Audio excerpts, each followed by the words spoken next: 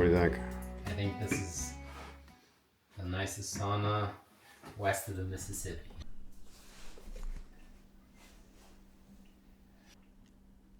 Sauna doors can cost $1,000, but a frameless double swing shower door can be used instead. What if I want to open the door the other way? Whoa. Whoa. And look at that reveal. Whoa. Just a straight up 1/4 inch all the way around. Now, the first stove was the most affordable stove that we could find for a sauna on the internet. And to install it, we bored through the Dustcrete ceiling of the sauna room. And I've got a 2-foot bit here that's going to allow me to find the center through the Dustcrete and then through the roof itself. And then I have a spot from which I can do my cut on the roof for the penetration of the stovepipe.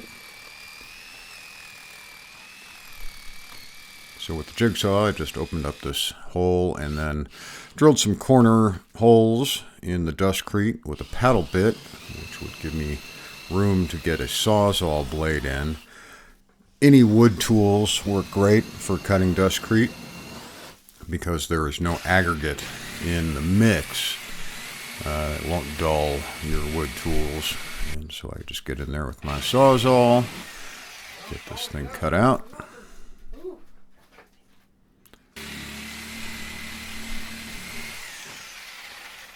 And then to transition through the ceiling, I went over to Iris and had him fab me up a plate that's going to carry the upper stack, and then we just attached it with screws into the tongue and groove siding and the Dustcrete, and that carries the load from up above. So just set that insulated pipe on this and then attach the single wall to that. These lava stones are pretty much what makes up most of the county that we live in, so rather than buy their stones, we got these for free.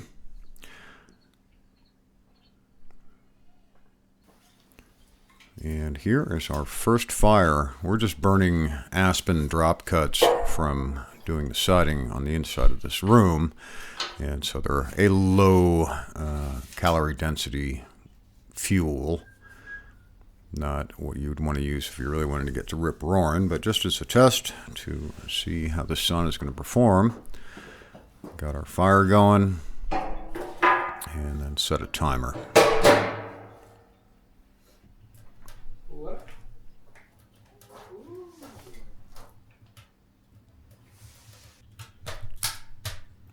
So starting out 50 and 50.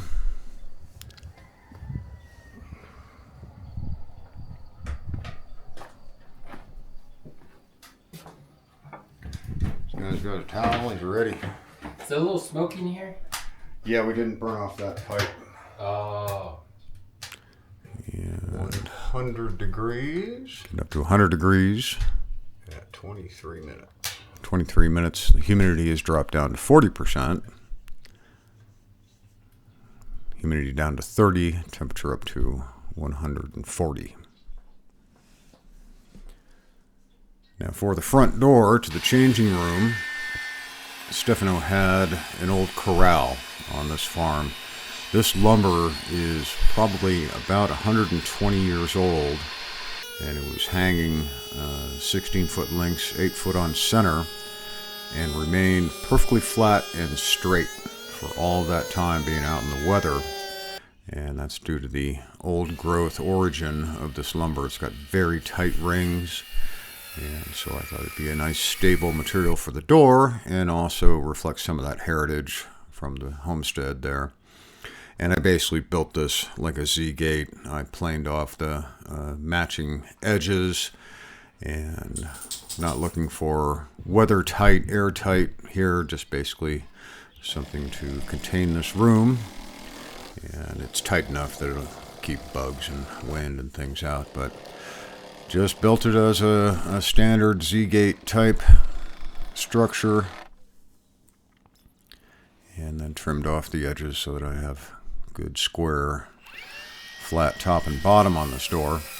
And then when it came to the latch mechanism, I thought we'd have a little fun and build something unique. So I took some pine and my draw knife and created a door bolt. And you can see I've got a whole board in there that is going to carry a dowel for the knobs that will actually operate this. So using our actual bolt to lay out where this bore is going to have to go. And this gives me a line to sight to while I'm boring this out with a paddle bit. And I've just marked the area where the dowel will travel. Then using an extender and a paddle bit and a flag of tape to show me my ultimate depth, I just bored this hole out. With these speedboard bits, they've got a threaded tip, so I'll go in a couple of inches and then reverse the drill to back that threaded tip out, and then set the drill in the forward position again to evacuate all of the sawdust. And by keeping this free of sawdust while I'm boring, I don't get it clogged up, and you can get your paddle bit packed in there so tight you can't even get it out. So just keep that sawdust out of your way, and then we get to our final depth.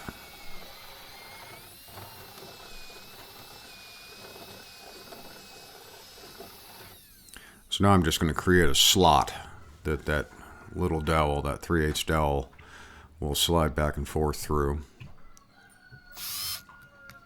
So just boring all the way through both sides.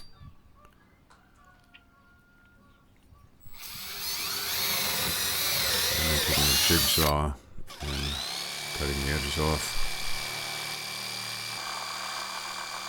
And that gives us a nice slot.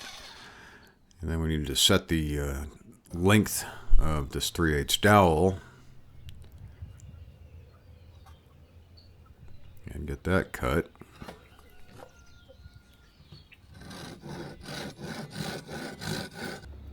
And in goes the bolt, through goes the dowel.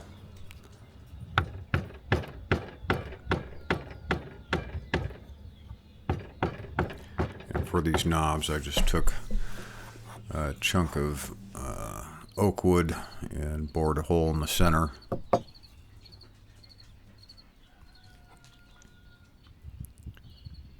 And glued those onto that dowel.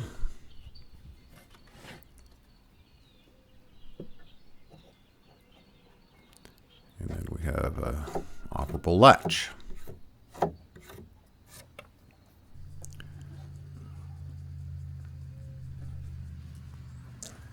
And with this door installed and the screen covers for both of our vents, this sauna is complete.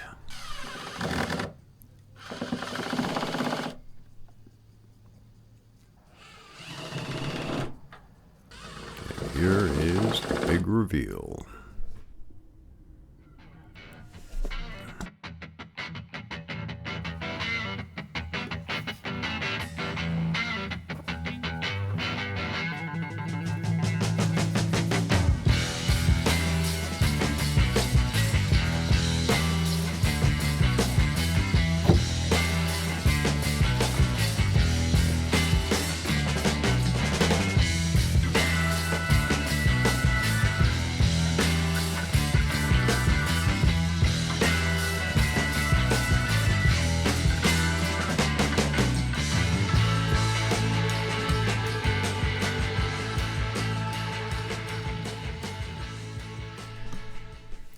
Now, when you're a YouTuber, sometimes you have the opportunity to get some brand deals, and Stefano talked to the folks at Whom, who make a very fancy sauna stove, and they sent him one, so we took out this original stove and our lava rocks, and enlarged the opening for the larger flue pipe for this fancy stove. This thing has a lot of air baffles and things like that in there that are supposed to improve efficiency. But we ran into a few problems with it, as you'll see in a little bit. Came with this fancy bracket to attach to the framing of the roof to carry the load for the double wall pipe. And so we installed that, slip that pipe up, and then set that on the single wall. Now they sell this with their fancy stones, and there were about 20 boxes. And once I got this stovepipe good and plumb, I got stuff and stones in this cage. There is no water bath, unlike the original stove where there's like a well that you can ladle water into. This is just the stones in this cage around the outside of the stove. So box after box, I start loading in these stones.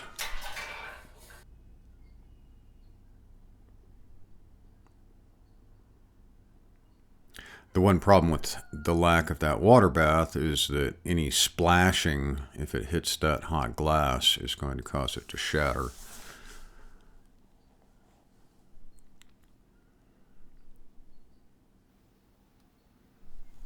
And here we go, lighting the fancy stove. Boy, with this thermal mass, how long is it going to stay hot in here, man? Yeah. It's supposed to release heat slower, this one. Yeah. And then... well, I'm sure. I mean, it's going to... What is that? I'm going to grab that torch. 300 pounds of stones? Yeah, it's going to be...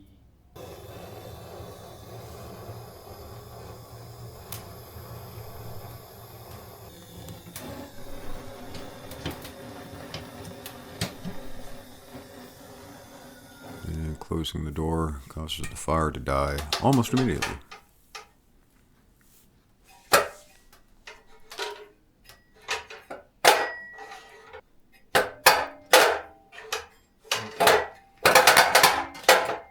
Oh, you gotta have the door open. Oh. Just pull on the bottom of the handle.